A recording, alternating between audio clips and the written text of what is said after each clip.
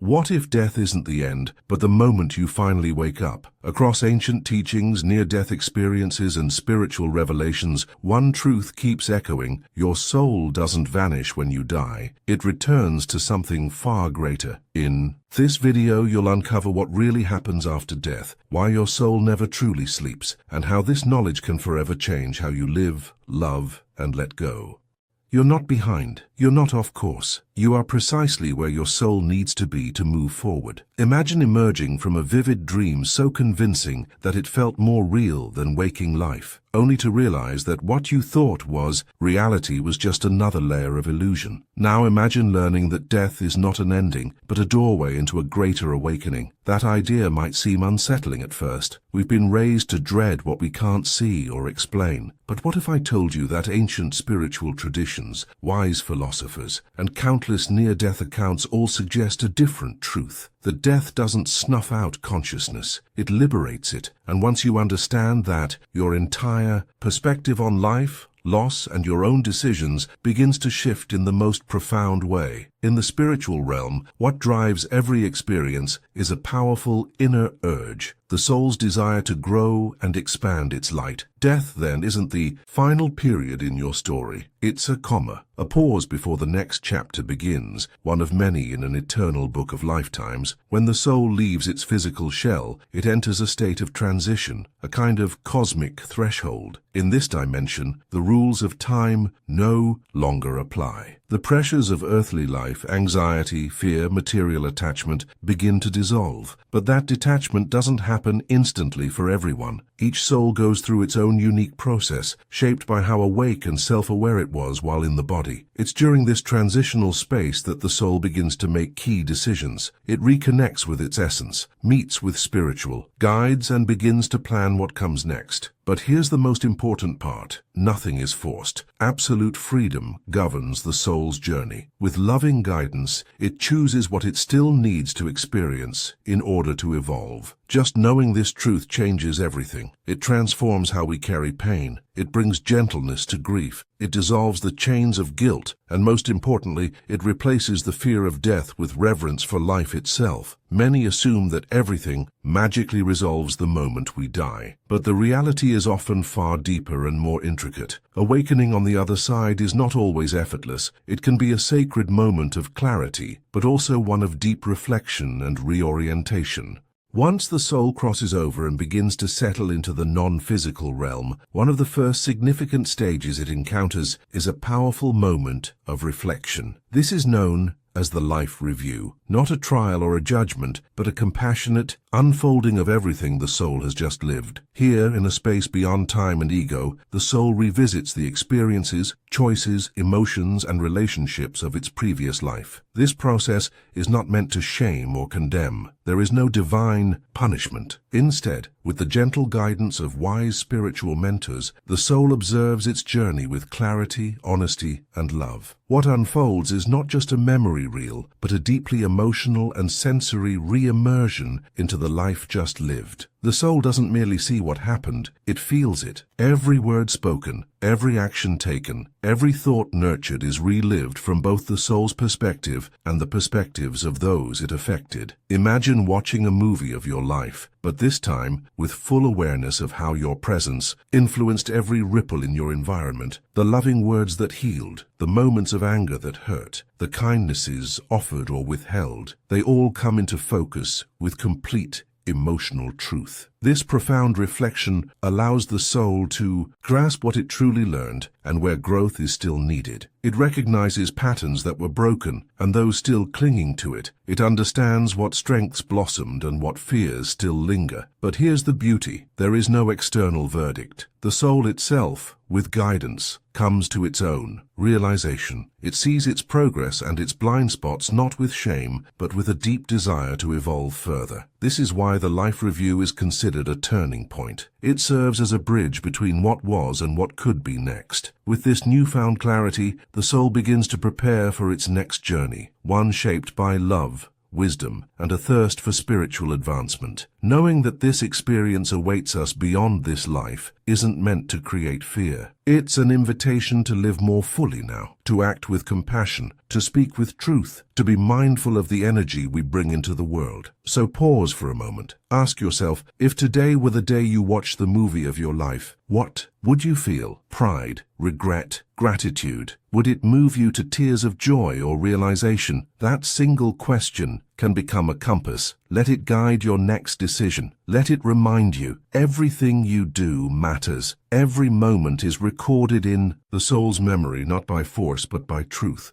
At the end of the soul's life review, after it has fully grasped the impact of its choices, emotions, and relationships, something incredible begins to unfold. The sacred process of choosing what comes next. Contrary to the belief that lives are assigned or fated by some external authority, the soul itself is the one who decides. With absolute freedom and the support of enlightened spiritual guides, the soul reflects deeply on what it still longs to learn, balance, or awaken within, and this is where a powerful truth reveals itself. Growth does not come from ease, it comes from experience. Real, raw, transformative experience. The next incarnation isn't chosen to avoid pain, but often to move through it consciously and emerge wiser, more compassionate, more whole. Imagine a soul that in a previous life developed great intellect but lacked empathy. It may now choose a path where emotional connection and vulnerability become central. Another soul that once lived from pride may feel called to experience humility. One that lived in fear may set its sights on mastering courage. These decisions are never punishments. They are acts of deep inner wisdom. The soul sees clearly what is needed to evolve and embraces it with love. Its spiritual guides do not dictate. They advise, illuminating potential paths, but the final decision belongs to the soul. This is why those persistent callings you feel, those dreams that refuse to fade, the repeated challenges that echo through your life are not random. They are signs. They are whispers from your higher self, reminding you of the mission you accepted long before you were born. Even your deepest fears often hold the key. The fear of rejection, the terror of failure,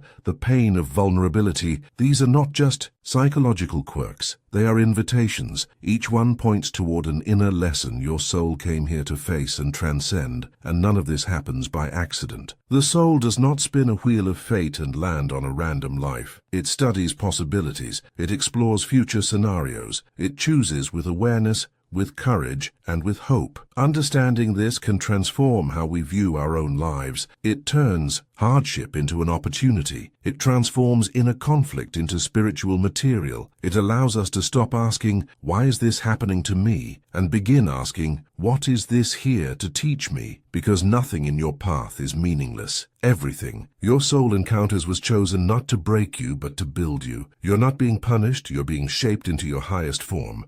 Have you ever wondered why you were born into your particular family? Why those parents? Why that home, that dynamic, those circumstances? From the surface level, especially when pain or dysfunction is involved, it can feel like a cruel accident. But when viewed from the soul's perspective, it becomes one of the most purposeful decisions made before birth. The soul does not enter this world blindly. Long before incarnation, it reflects deeply on the kind of environment that will best support the lessons it needs to learn. That environment includes not only culture and time, but also, most intimately, its family. Choosing one's parents is not about selecting the most nurturing or ideal figures. It's about choosing the individuals who, through love or through challenge, will create the conditions for growth. In some cases, that means being born into a supportive, loving household, where the soul can develop trust, joy, and a sense of inner security. But in many cases, it means entering into families with unresolved pain, ancestral patterns, or emotional distance, not as a mistake, but as an act of immense courage. Souls sometimes choose parents who will activate their deepest wounds, not out of cruelty, but because those wounds contain the hidden seeds of their evolution. Maybe your soul needed to learn resilience, or to cultivate forgiveness, or to break generational cycles that have gone unchallenged for centuries. Your parents, regardless of how they showed up, were the catalysts for that mission. Before birth, The soul, along with its guides, carefully evaluates potential family structures. It observes the energy of the parents, their emotional histories, their spiritual trajectories, their karmic ties. Sometimes the soul even recognizes these individuals from other lifetimes, where past bonds, both loving and strained, still call for healing or completion. There are also soul agreements at play, contracts made between spirits before incarnating, sacred pacts to meet again in physical form and play essential roles in one another's growth. A father may have once been your sibling, a mother may have been your student. These roles shift across lifetimes, but the purpose remains: evolution. Understanding this transforms how we relate to our families. Instead of viewing them as obstacles or sources of pain, we begin to see them as chosen companions in our journey of awakening. Yes, even when there's distance, even when there's trauma, that doesn't mean excusing harmful behavior. It means seeing through the eyes of the soul and reclaiming your power. Ask yourself, what might I have come here to learn by being born into this family? Was it to find my voice, to practice compassion, to learn healthy boundaries? Each dynamic, no matter how difficult, carries a hidden invitation. When you shift from blame to spiritual responsibility, something incredible happens. Your story becomes sacred. You recognize that your origins are not random but chosen with precision, and from that awareness you can heal, grow, and create new chapters that honor where you came from, without being defined by it.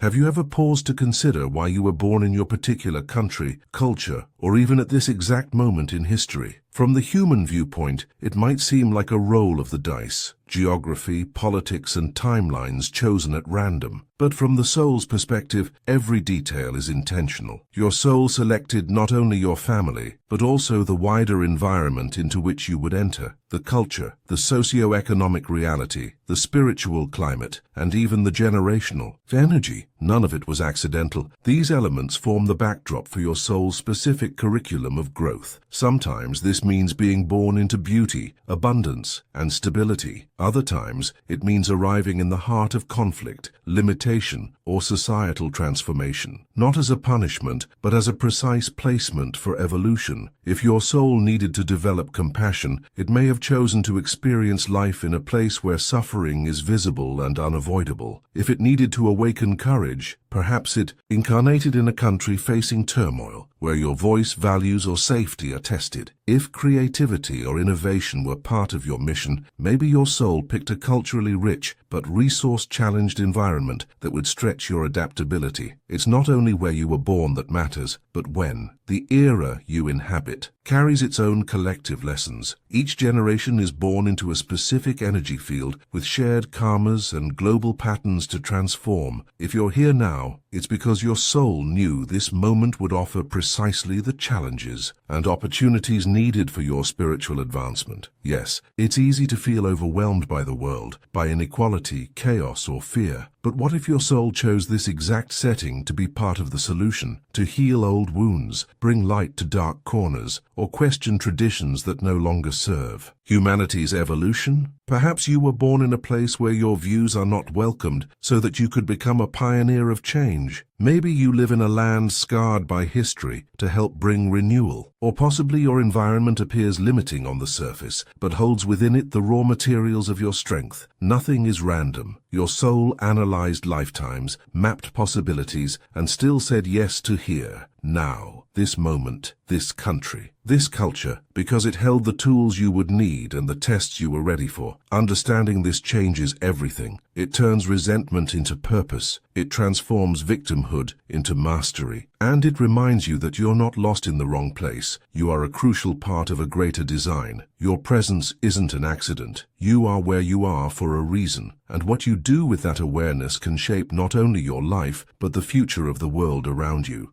We often hear about destiny, about love written in the stars, or about people we were meant to meet. But behind the poetic language lies a deeper spiritual truth. Some of the most powerful relationships in your life were chosen by your soul long before you were born. That person who stopped you in your tracks, who felt familiar even before you knew their name. That friend who appeared at just the right moment. That partner who challenged you more than anyone else ever has. These aren't coincidences. They're soul-level agreements. Before incarnating, your soul met with others in a space beyond time, where intentions were set and promises were made. These spiritual contracts outlined shared missions, karmic lessons, and moments of reunion designed to push you both forward in your growth. Soulmates are not always the fairy tale we imagine. Yes, they can bring deep love, but they often also bring deep transformation. Meeting a soulmate is like standing in front of a mirror that reflects not just your beauty, but also your wounds. The intensity of the connection is undeniable, but so is the growth it demands. You may recognize a soulmate by the way they seem to activate something inside you, something ancient, something urgent. Sometimes it's a sense of peace, as if you've come home. Other times it's a storm that shakes everything loose, forcing you to evolve. But not all soul connections come with drama. Some arrive gently as soul companions, friends, mentors, or family members who walk with you through life, offering steady support, deep understanding, and unconditional love. These companions don't necessarily challenge your foundations, but they hold space for your transformation. They're the ones who remind you of your light when you forget. Then there are the spiritual contracts. These are the most complex and varied. Some involve joyous, uplifting relationships. Others require navigating heartbreak, betrayal, or even loss. But all of them are rooted in love, because their purpose is evolution. You may have agreed to help someone learn self-worth, while they agreed to help you experience forgiveness. You might meet someone who hurts you, not because your soul wished for pain, but because it knew you could grow stronger through the healing. Not every strong connection means you're meant to stay together forever. Some soulmates appear only for a season, to wake you up, to teach, to guide. Holding on too tightly to these connections can block the lesson. Letting go when the time comes is also part of the agreement. That's why discernment is essential. When you feel a bond that stirs your spirit, ask, does this person encourage the best in me? Do they challenge me to evolve? Is this connection aligned with who I'm becoming? These questions help reveal the soul-level significance of the relationship. In a world obsessed with finding the one, we often overlook the deeper truth. Many people you encounter are part of your spiritual journey. Each one is a mirror, a messenger, or a milestone. So instead of searching for perfect love, honor every soul that crosses your path. They're here with a purpose, even if that purpose comes wrapped in chaos. Whether their role is to love you, teach you, hurt you, or walk with you, each connection carries divine intention. You are never alone on your path. The soul always travels in the company of others who agreed to meet you here. Together, you are weaving a tapestry of remembrance, awakening, and sacred growth. From the moment your soul chose to return to the physical world, you were never meant to walk alone. Alongside your journey, silent, patient, and unwavering, are your spiritual guides. These are not imaginary beings or products of wishful thinking. They are real, conscious entities dedicated to assisting you through every twist and turn of your human experience. Spiritual guides are souls who have evolved to a level where they no longer need to reincarnate. Instead, they offer their wisdom in service of others. When your soul chose its mission for this life, a team of these beings stepped forward and said, "I'll go with you. I'll help you remember who you are." Their job isn't to control your life or remove your challenges. That would defeat the very purpose of growth. Instead, they guide quietly and respectfully, offering nudges, signs, insights, and protection when you need it most. You may have felt their presence during a moment of clarity that came from nowhere, or in a strange coincidence that felt too aligned to be random. Maybe it was a song that played at the exact moment you needed a message, or a stranger's words that struck your heart in a way no one else could have known. These are their ways, subtle, precise, and always infused with love. In dreams you might encounter them as wise figures, light beings, or even familiar faces. In waking life, They may speak through intuition, those gut feelings that defy logic, but never lead you astray. Often they also act through people, a teacher, a friend, a passerby who unknowingly delivers the message your soul has been waiting for. They also act as protectors. How many times have you narrowly avoided danger, or found yourself redirected from something that didn't feel right? Your guides are not preventing you from growing. They're making sure you're not derailed from the path your soul chose. The connection with your guides strengthens in stillness. In silence, prayer, meditation, or time spent in nature, the noise of the world quiets enough for their voice to be heard. And while they may not always give clear answers, they will always offer clarity of feeling. A sense of, this is right. Even when the mind is unsure, you don't need special rituals or elaborate ceremonies to communicate with them. A simple thank you whispered into the air, a heartfelt intention to receive guidance, or a moment of sincere presence is enough to open that channel.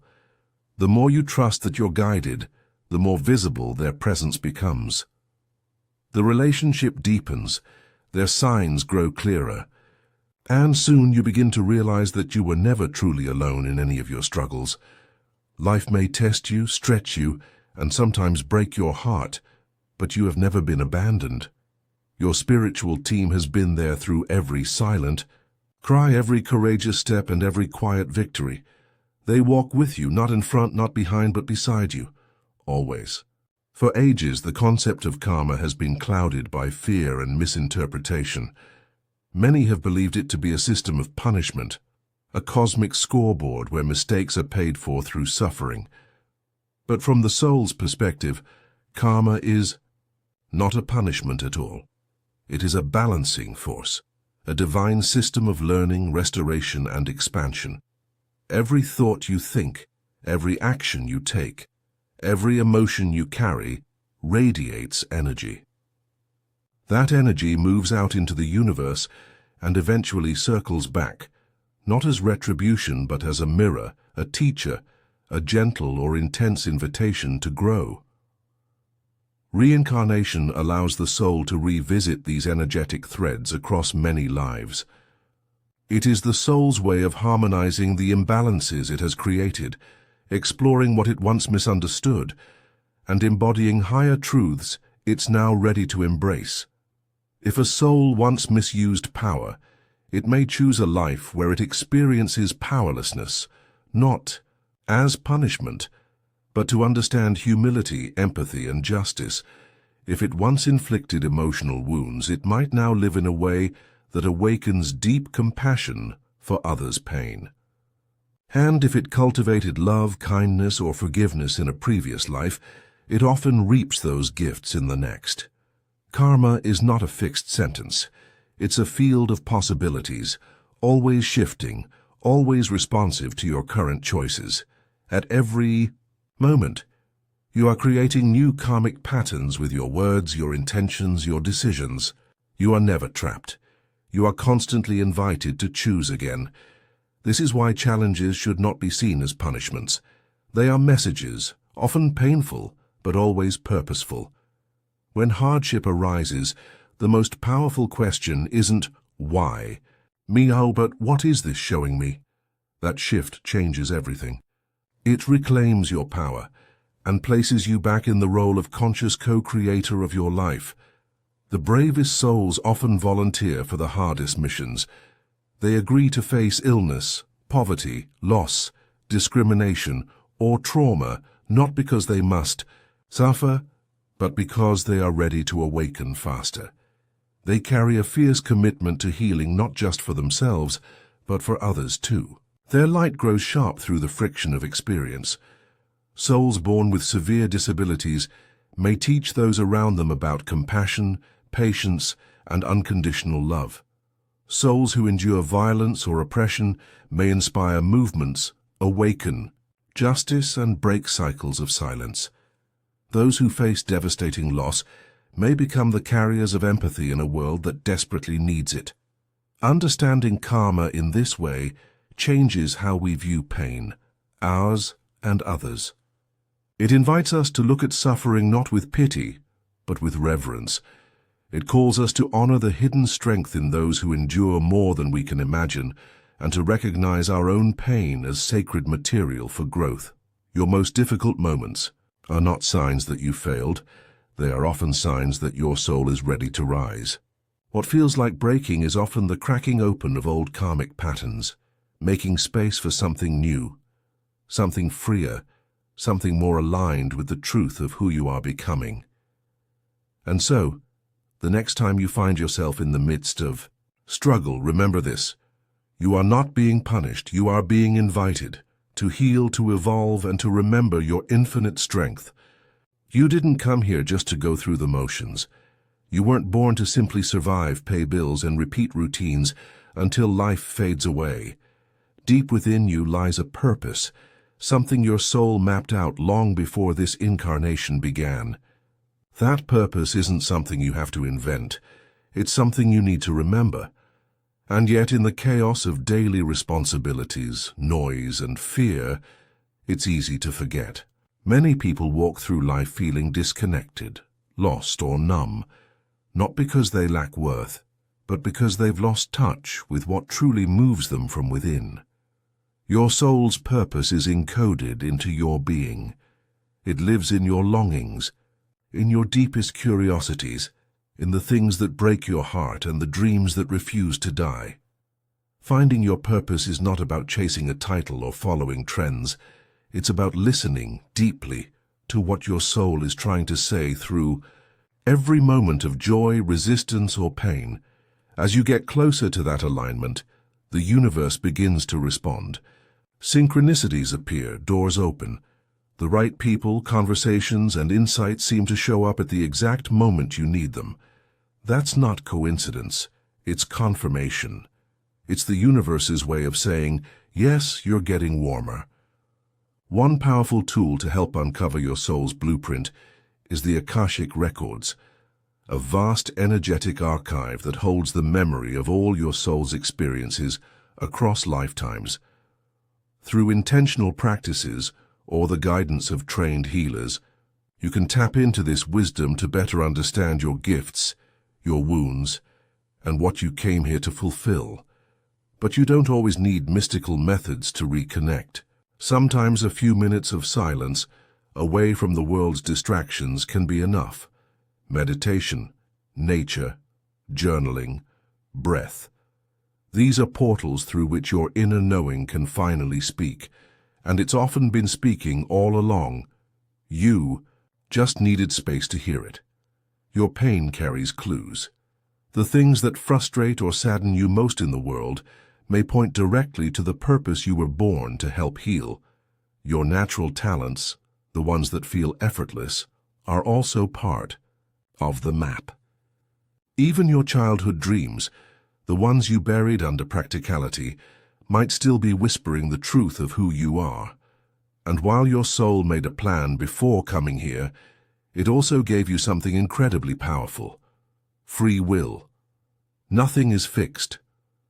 The purpose is there, yes, but how, when, or even if you fulfill it is entirely up to you. That's what makes your journey sacred, not because it's perfectly scripted, but because it's consciously chosen. You can delay your calling, ignore it, resist it, even sabotage it, and still it will wait, patiently, lovingly, because your soul knows that every detour can still serve your growth. Even mistakes become stepping stones when seen through the lens of learning. This isn't about pressure, it's about possibility. Your free will isn't a burden, it's a creative force. It's your soul saying, I trust you to shape this life in alignment with who you truly are. So when you feel that tug, that persistent desire to change, create, serve, or explore, honor it. It's not a fantasy, it's a signal. And even the smallest step toward it will set powerful energies into motion. Your soul remembers why you came here. The question is, will you choose to remember too? Pause for a moment and take a look at your life. Not just the highlights, but the full spectrum. The victories, the failures, the heartbreaks, the healing, every twist and detour. Now take a deep breath And let this truth sink in. You are not late. You are not lost. You are not behind. You are exactly where your soul needs you to be. It doesn't matter if your path has been messy or painful. It doesn't matter how many times you've stumbled or started over. Every chapter you've lived, every step you've taken, no matter how uncertain, was preparing you for this moment. A moment of clarity, a moment of return, a moment of remembering. The human mind loves to measure progress in numbers, goals, and comparisons. It tells you where you should be by now. It shames you for not having it all figured out. But your soul doesn't operate on that clock. It moves in seasons, in cycles, in divine timing. There are no missed trains in the soul's journey, no opportunities lost forever, no decision so wrong that you can't find your way back. Every experience, good or bad, was part of a larger unfolding, drawing out your growth, your wisdom, and your light. When you feel the urge to realign with your purpose, to live more truthfully, to become who you were always meant to be, that, in itself, is the beginning. That moment of awakening is not something you're too late for. It's perfectly timed. The universe doesn't require your perfection. It asks for your presence. It invites your sincerity. It welcomes your courage to say yes, even after years of saying no. Whatever has happened in your past, no matter how painful, disappointing, or confusing, it was not wasted. It was raw material. And now you can choose what to build from it. Honor where you are right now, not as a stop on the way to somewhere better, but as a sacred space of becoming. Today is not a delay, it's a doorway. Life is unfolding right here, in this breath, in this heartbeat, in this choice. So look forward with hope. Choose thoughts that align with love. Take actions that reflect your truth. Speak words that build bridges instead of walls. Love in ways that liberate, not confine. You are not broken. You are not behind. You are an eternal soul, walking a beautifully imperfect path of awakening. And every step, especially the hardest ones, has been leading you right back to yourself. So the next time fear whispers, you should be further along, remember this: your soul already knows the way. All you need to do is trust it and keep going.